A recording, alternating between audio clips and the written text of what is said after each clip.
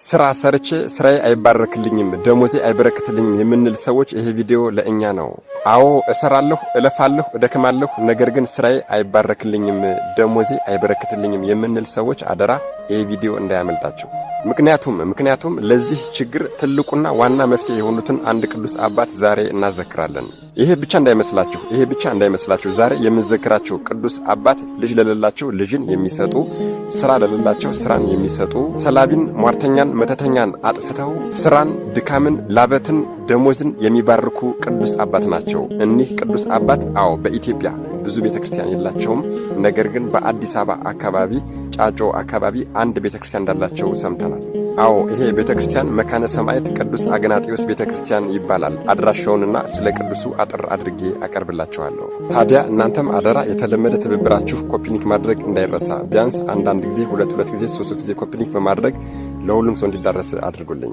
ነገ ሐምሌ 1 አቤት ደጃቸውን መርገጥ ላልቻለ ሰው ቤተክርስቲያናቸውን መርገጥ ላልቻለ ሰው የገድላቸውን መጽሐፍ ወይም ደግሞ ስነ ስዕላቸውን በፍጹም እምነት ሆኖ በቤቱ ቢያስቀምጥ ሰላቢ ሟርተኛ መተተኛ በቤቱ እንደማይገባ ቃል ኪዳን የተገባላቸው በስምህ የተማጸነና በቃል ኪዳን የተማመነውን ሰው በአንተ ስም የጸለየውን ሰው አንተ ካለህበት ተድላ ደስታ አስገባልሃለሁ የተባሉ በአንተ ስም ለተራበ ያበላ፣ ለተጠማ ያጠጣ፣ ለታረዘ ያለበሰ አቅሙ በፈቀደው መልኩ ያዘነና የተከዘውን ሰው ያጽናናና ያስደሰተ ያረጋጋ ሰው ኃጢአቱን በሙሉ ይቅር ብዬ አንተ ካለህበት ደስታ አንተ ካለህበት የብርሃን ከተማ አስገባልሃለሁ የተባሉ የባረከህን እባርከዋለሁ፣ ያመሰገነህን አመሰግነዋለሁ፣ ደጅን የረገጠውን እቀድሰዋለሁ፣ ደጅን ለመርገጥ ባይችል እንኳን አስቦ ቢቀር ራሱ ደጅን እንደረገጠ እንደሳመ አድርጌ እቀበልለታለሁ የተባሉ ልጅ ለሌላቸው ልጅን፣ ስራ ለሌላቸው ስራን፣ ጤና ለሌላቸው ጤናን፣ ሰላም ለሌላቸው ሰላምን የሚያሰጡ ለቤተ ክርስቲያንህ ማንኛውንም አቅሙ በፈቀደው መልኩ ስጦታና መብአ ያበረከተና የሰጠውን ሰው ኃጢአቱን በሙሉ ይቅር እለዋለሁ፣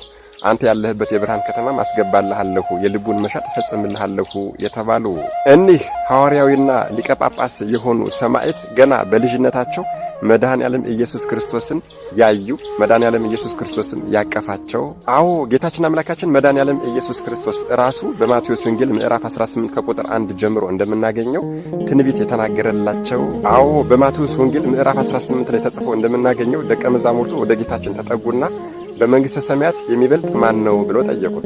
ታዲያ ጌታችን አምላካችን መድኃኔዓለም ኢየሱስ ክርስቶስ ምን ብሎ መለሰላቸው? አንድ ሕፃን ጠራና በፊታቸው አቆመ። ከዚያም ወደ ሕፃኑ እየጠቆመ እውነት እላችኋለሁ ካልተመለሳችሁ እንደ ሕፃናትም ካልሆናችሁ ወደ መንግስተ ሰማያት አትገቡም።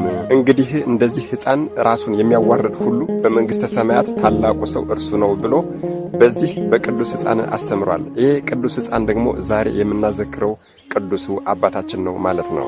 ጌታችን አምላካችን መድኃኔዓለም ኢየሱስ ክርስቶስ የኒህን ቅዱስ አባት ንጽህናቸውን ያውቅ ነበርና እንደዚህ ሕፃን ንጹሕ ካልሆናችሁ አለ ራሳቸውን እንደሚያዋርዱ ስለ ክርስቶስ ፍቅር ሲሉ ራሳቸውን እንደሚያዋርዱም ያውቅ ነበርና እንደዚህ ሕፃን ራሳቸውን ካላዋረዳችሁ አለ ገና ለወደፊቱ አድገው ሊቀ ጳጳስ ሆነው ሰማዕት ሆነው የሚሞቱበትን ራሳቸውን የሚያዋርዱበትን መንገድ ቀድሞ ትንቢት ተናግሮላቸዋል።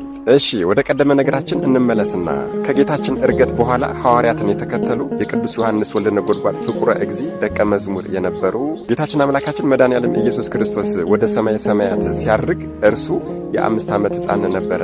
ቅድስት ቤተክርስቲያንንና ሐዋርያትን ለ36 ዓመታት ካገለገሉ በኋላ የሐዋርያትን እግር እየተከተሉ ወንጌልን ከሰበኩ በኋላ በ40 ዓመታቸው የአንጾኪያ ሊቀ ጳጳስ ሆነው ተሾሙ። ታዲያ ከቅዱስ ዮሐንስ ወልደ ነጎድጓድ ፍቁረ እግዚእ እግር ስር ተቀምጠው በትህትና ሚስጥርንና ፍቅርን ጠጥተዋልና የተለዩ ተጋዳይ የተለዩ ሰው ነበሩ።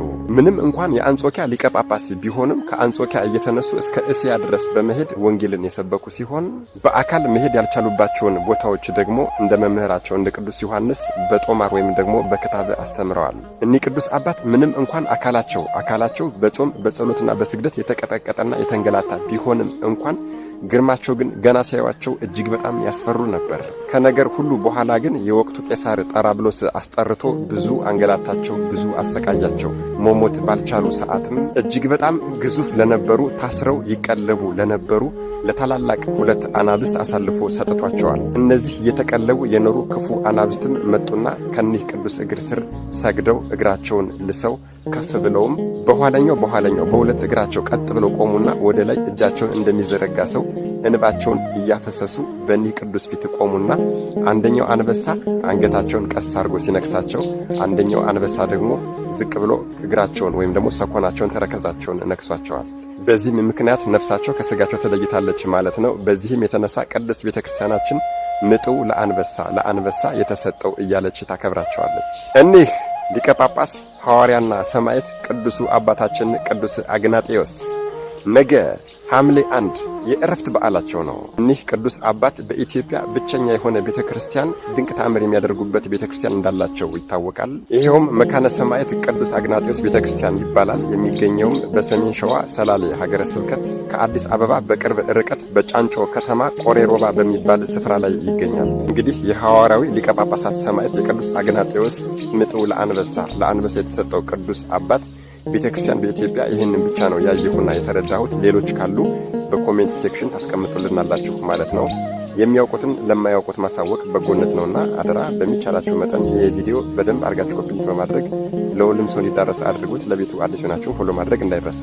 መድኃኔዓለም ኢየሱስ ክርስቶስ ከቅዱስ አግናጤዎስ ምጥው ለአንበሳ ረድኤት፣ በረከት፣ ምልጃ፣ ቃል ኪዳን፣ ፍቅር አይለየን። አሜን። ይቆየን።